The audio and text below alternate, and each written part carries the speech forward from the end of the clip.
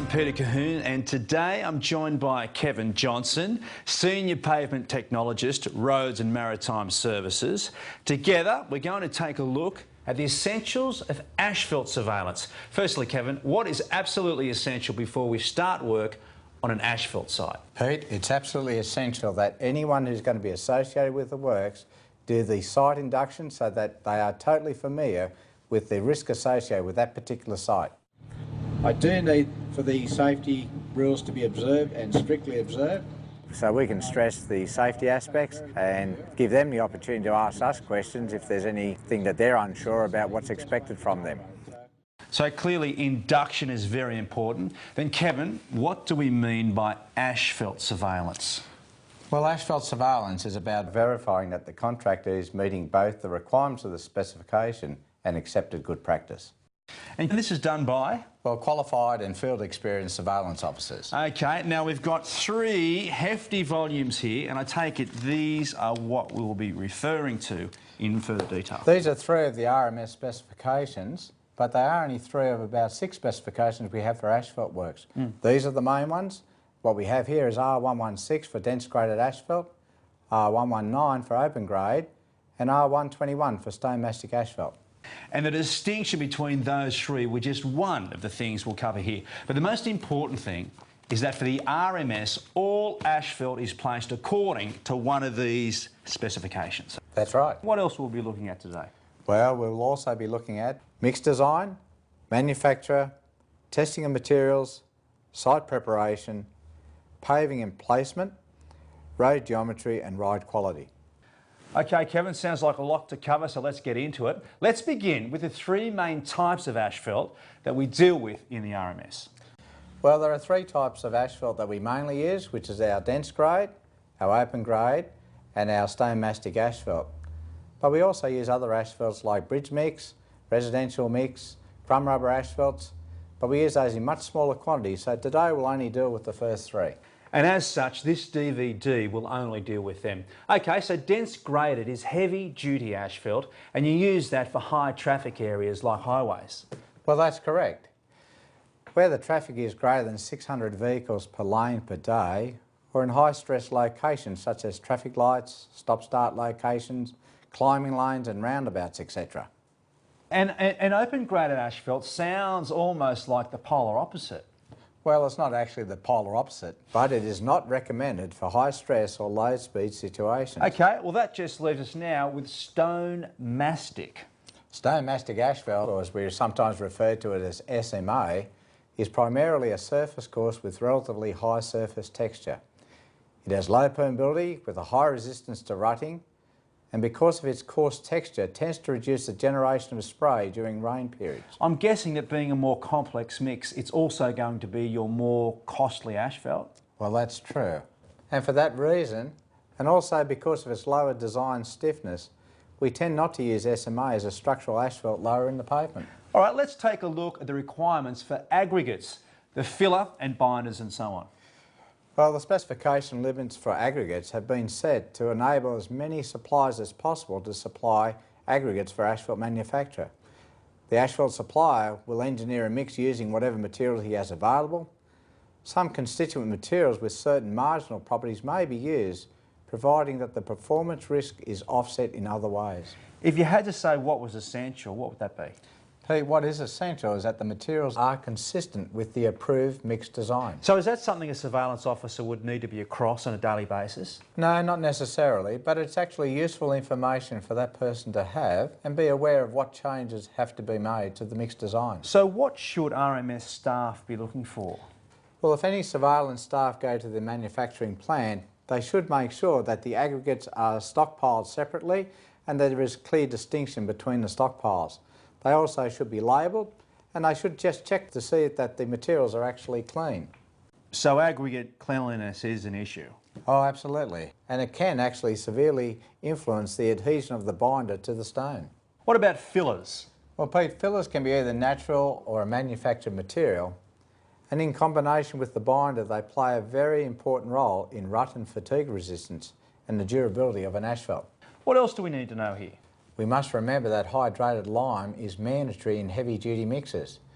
But there are also other fillers that we can use, such as fly ash and cement, but these are not acceptable alternatives to hydrated lime. So you can use them in addition to hydrated lime, but never in place of? That's right. Now binders, they're an essential component of the asphalt. What's the main issue with them? Well, Pete, we should understand there are different classes and types of binders. Some binders, such as C450, are straight-run bitumens, while others, such as A15E, are a particular class of PMB, or polymer-modified binders. Each binder should be stored separately and should be in tanks that are clearly identified. You should also be aware that some binders, such as PMB, can deteriorate when stored for long periods of time, and therefore you should check with the manufacturer if there are any special requirements that need to be followed. So store your bitumen binders separate from your PMBs. Now everyone's into recycling, and asphalt itself is described as being 100% reusable. But I imagine, Kevin, there's issues there we need to watch out for. Reclaimed asphalt pavements, or as we call it RAP, do require special treatment in the asphalt manufacturing process. If we are looking at RAP stockpiles, check that it looks uniform and that there are not sections of segregated materials or any contamination such as road base.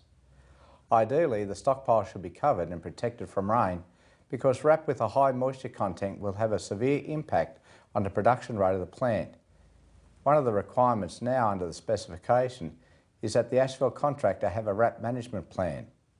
This will spell out how they propose to control the processing and storage of the RAP. Yeah, now when it comes to what is required in mix design submission and assessment, that's beyond the scope of this DVD. For more detailed information on things like what is required to be checked in a nominated mix, refer to the RMS training notes. But in general terms, surveillance staff need to make themselves aware of the materials that have been nominated by the contractor in the mix submission.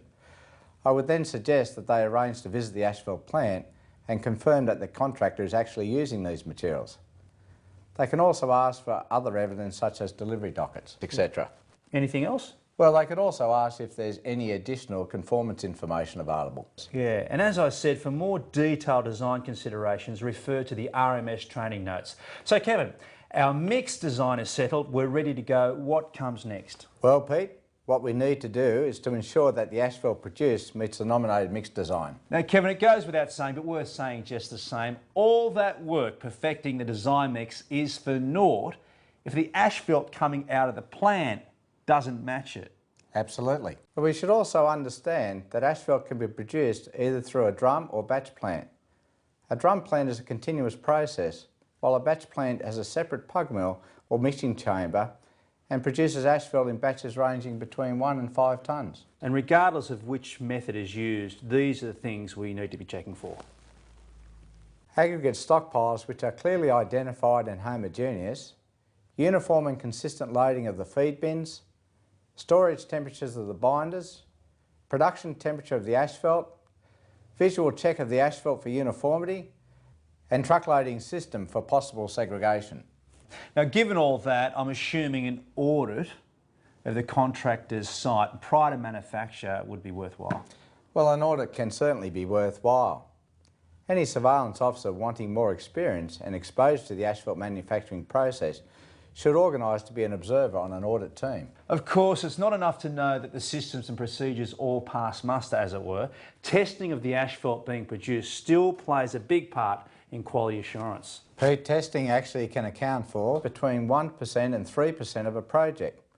Therefore, all test results should be promptly reviewed and appropriate action taken if there are any problems. Sampling and testing should only be carried out by properly trained personnel. There will be some variability in the test results, but this should be within the tolerances allowed for under the specification.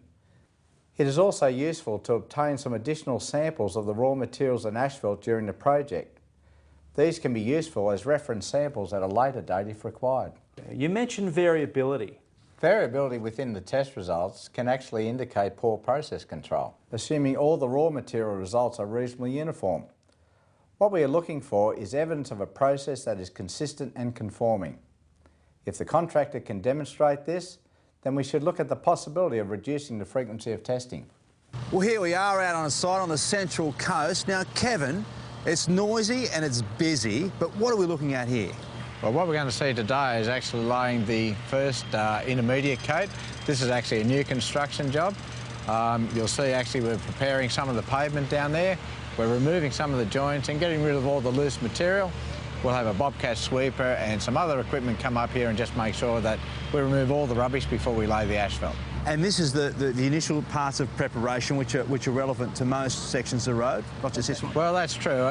On a construction job, generally we won't have potholes and things like that, but if this was over an old pavement, we'd actually fill up the old potholes, we remove any of the cold mix, and we remove anything that's going to impact on the suitability and the serviceability of the asphalt. Get the canvas right first, Kev. Always. So, Kev, what are the things we have to remember?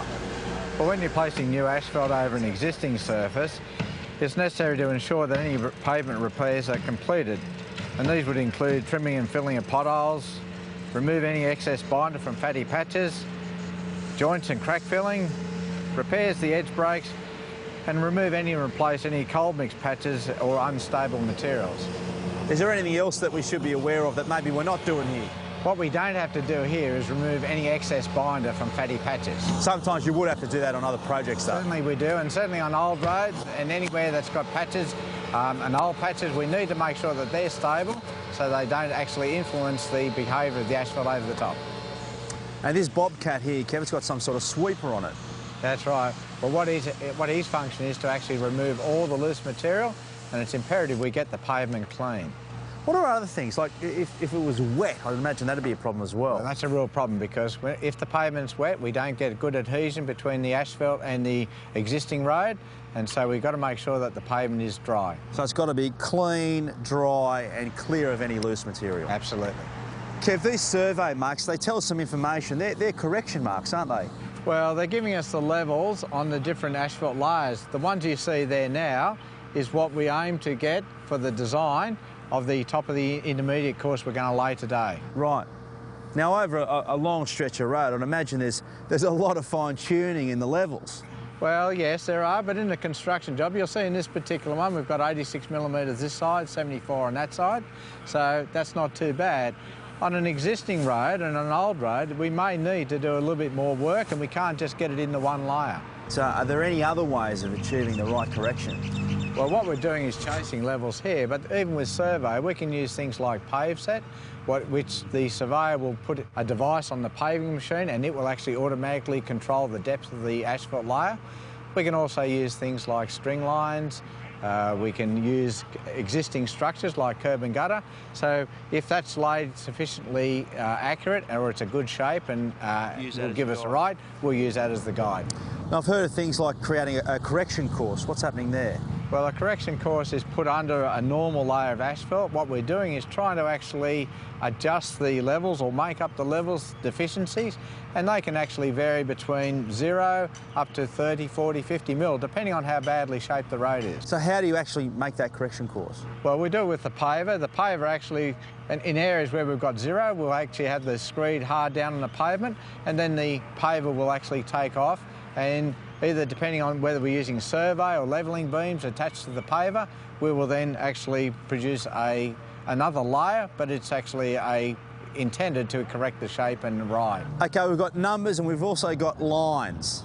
What are they for? Well, the lines actually is for the paver operator, and they will actually be his guideline to operate the machine to. So he'll be aiming to pave from this curb to that line there. Kev, what's happening here? The emulsion boys have arrived. They certainly have. Peter, what we're seeing now is that we're going to apply some emulsion along the face of the curb. It's necessary to put extra emulsion there, and we're going to apply that by hand. So, Kevin, the surface has been cleared, prepared and cleaned. What's happening next? Well, now they're just getting ready, and we're going to apply the tack coat. What you'll see is that the truck is lined up. We've already done the edges, and now he'll go through. We're aiming to put somewhere between 0.15 to 0.3 litres. It's pretty quick, isn't it? It is quick. Okay, are we happy with that, Kev? No, I'm not actually. We haven't got even coverage, and what we're looking for is a uniform coverage, you know, from those sprayers. So what we'll do is ask the contractor to come back here and just do that again. So he'll come and do another run. What is it? What's its purpose? Well, what it really is doing is actually providing adhesion between the existing surface and the new asphalt. So we've really got to make sure we've got a uniform coverage and we've got sufficient bitumen down there, and really what we see there is an emulsion, which is really just a bitumen and water. What we're looking for is to make sure that's uniform and we get good adhesion. Okay, so that first one was a bit streaky, so one of the boys is doing it by hand now.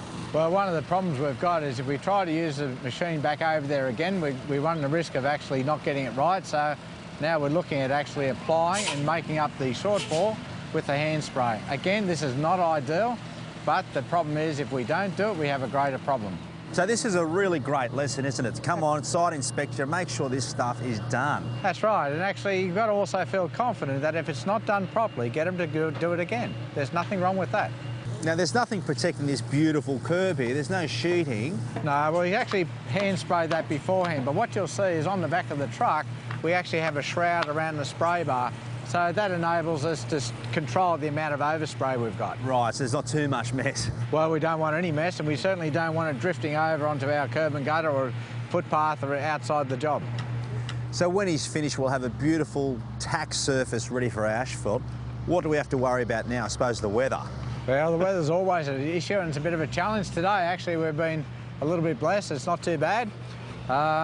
But obviously we can't lay asphalt in the rain or when it's too cold. It actually affects the ability for us to compact the asphalt. So temperatures now come a factor, not only the weather, but other temperatures as well. Yeah, and certainly we need to measure the temperature of the pavement.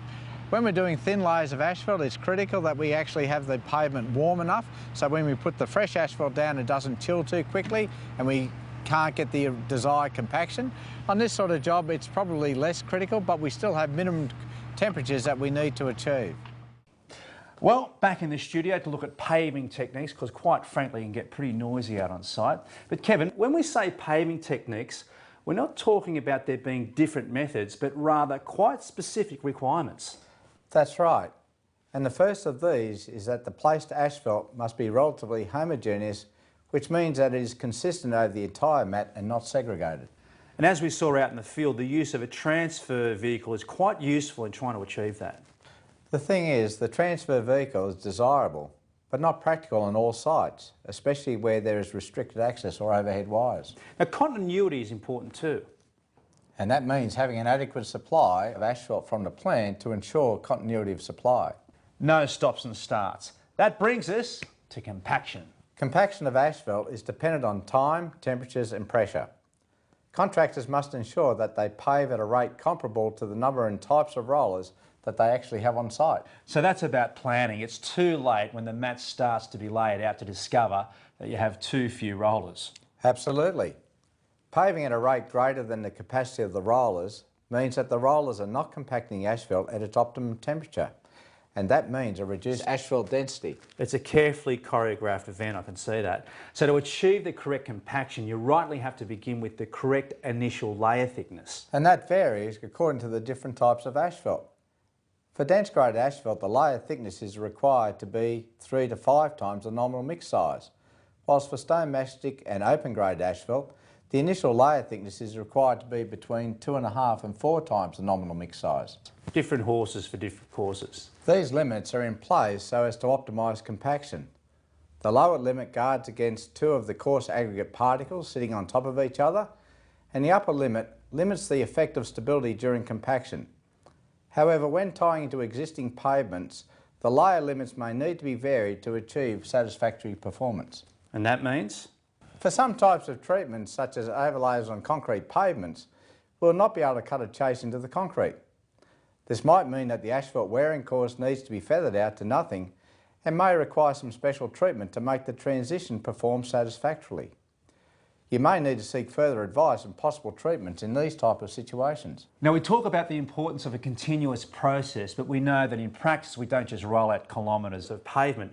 That means joints. What do we need to know to achieve the highest quality joint? A good quality joint is achieved by correct overlap of the adjacent asphalt layer, allowance of sufficient compaction thickness in the paved mat, ensuring an even thickness across the mat, and ensuring correct auger and screed box setup to avoid segregated material in the outer edges of the asphalt mat. So from that we see that quite a bit of attention needs to be focused on joints. Absolutely. Construction joints are always a potential source of weakness. Joints must be densely compacted and finished with a smooth, planar surface matching the rest of the mat. Joints must not be placed on the wheel pass and should be offset 150 millimetres in successive layers. Now, Kevin, we talked on site about segregation and some of the causes. Segregation is the separation of the components in the mix. So things like temperature and mixing can cause the gravel, for example, to separate out. Is that right? That's right. Segregation is a big problem we need to be on the lookout for when laying asphalt. And the idea is prevention is better than cure, so that we try to prevent it. But when we do find it, we take action. And in fact, we found an example of it out on site. The road's been blocked off, so we're safe to walk down here, and we've discovered a little bit of separation despite all the